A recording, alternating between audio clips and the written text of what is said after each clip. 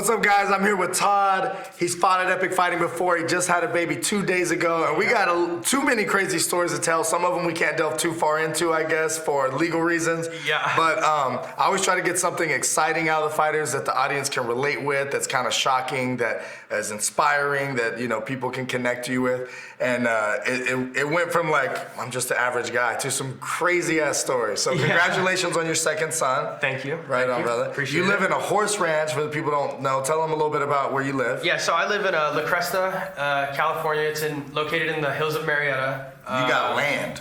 So I live with my in-laws. So my father-in-law, he's got a beautiful piece of property with a guest house on it, ADU. Yeah. And different from what San Diegans are used to, right? I think so. Yeah. A little bit. And so you had a full ride scholarship. I had a scholarship to an NAIA college in Oklahoma. It was Bacone College. Right on. Yeah.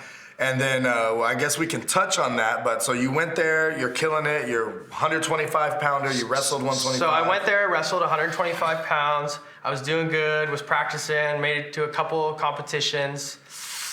Got into a little bit too much partying. Got distracted. Got a little bit of drinking. Got drinking, partying, things we shouldn't be doing. But, got distracted and I ended up losing my scholarship. Okay. I got in an altercation with a couple kids. They tried to kidnap me. It didn't work out for them the best way.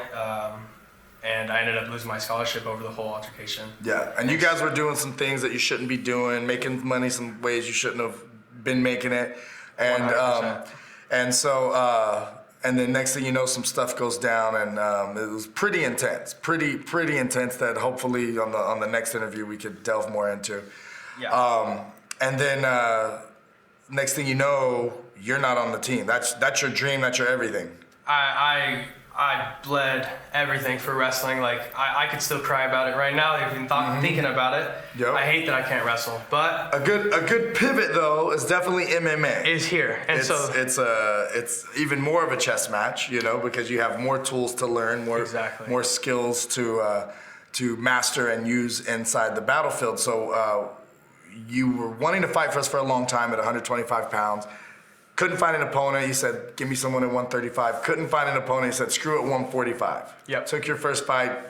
Felt the difference in the weight. Felt the difference in the weight. I like to think I'm a big guy, but in reality, I'm 5'6", walking around at 140 pounds, man. I'm not that big of a guy, so I got to rely on my wrestling and my technique for sure.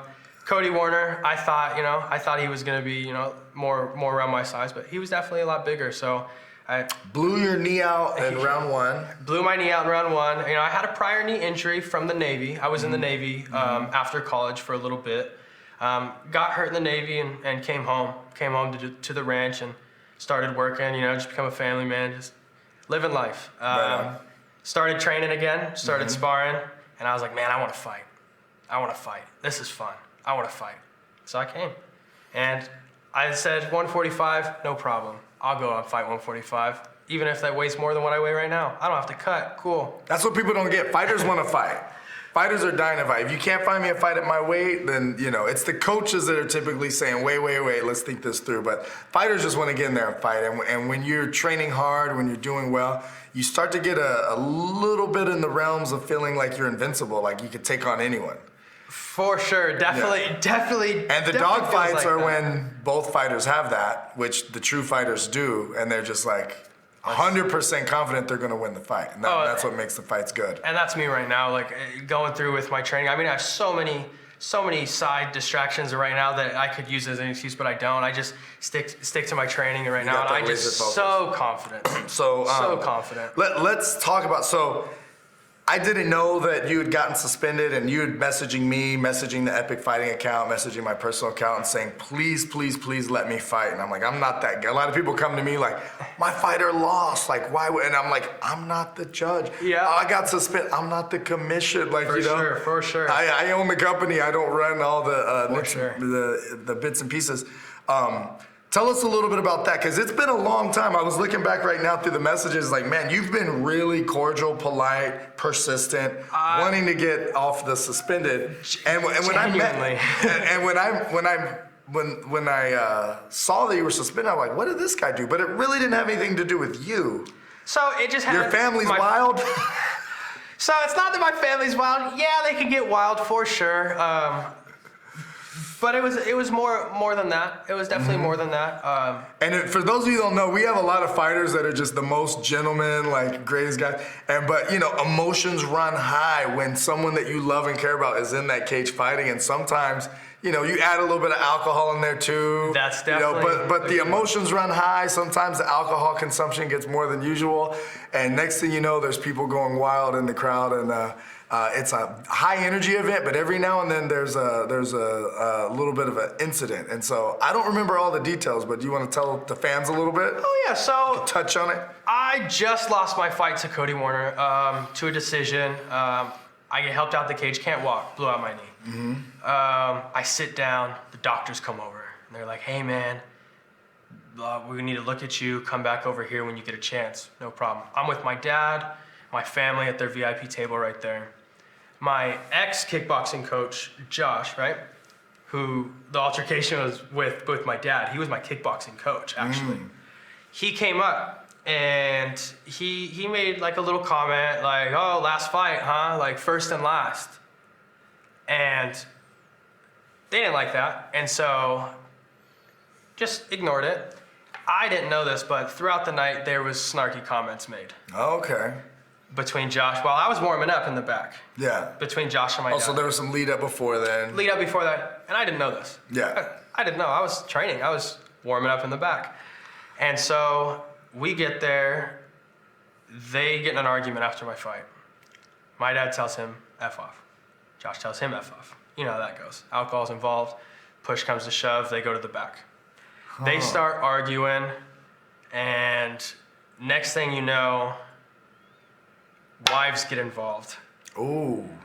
And when the women get involved, it got a little rough. Oh. And that's when... Is that thing that happened? Oh, yeah, that was bad. Wives got involved, and what was said... And it was like behind a building, too. It was behind like out the of janitor's section. Yeah. So my wrestling coach from high school went to confront my kickboxing coach, because my kickboxing coach was on the phone saying things to my dad, like on the phone with my dad, running his mouth to my dad.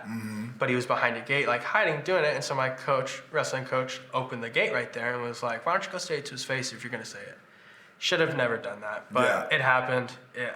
I wasn't there, I couldn't stop it. Mistakes were made, lessons were learned. Lessons were definitely learned. That got ugly. Yeah, there were some cops there. I remember being in the middle of some of that action. I know, unfortunately, I apologize that you were in the middle of it. So, this guy that you're fighting coming up, yes, your brother fought him. My brother fought him in 2014 for Explode. He fought for Explode Fight Series. So this is like a almost like a family rivalry against this one guy. Unfortunately, he might be a little more emotionally invested in it than I am. Because he lost that fight. Your brother beat him. Yeah. Do you remember how he won?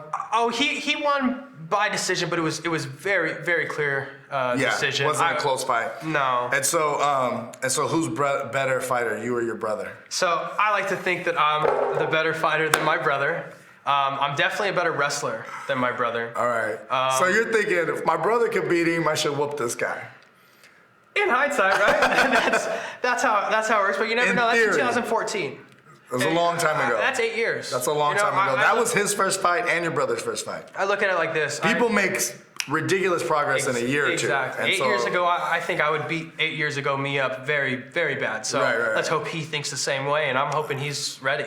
So what can your fans expect from this fight coming up? Man, you guys can expect a show. Like I didn't get to prove myself that much with my first fight, and I was, I like to say I was talking. I was very vocal about what I wanted to do to Cody Warner, man. I still believe I could beat Cody Warner. There's no doubt in my mind. So if you win this, you'd like to get that rematch? rematch? I want to get a couple at 125. That's my weight. I want to, he's fighting on this card too. Cody's fighting on this card. I'm definitely gonna have my eyes on him for sure. But let's see, maybe a couple fights down the line, I'll get a belt. He gets a belt. Maybe we do something cool. Where can they follow you? They can follow me on Instagram. It's the Tasmanian 125. I have a Twitter account. It's just Todd Stafford, and that's pretty much it. Let's go, you guys. Epic Fighting, epicfighting.com, Instagram at Epic Fighting. We'll see you guys there. We appreciate the love and support. See you soon. Boom.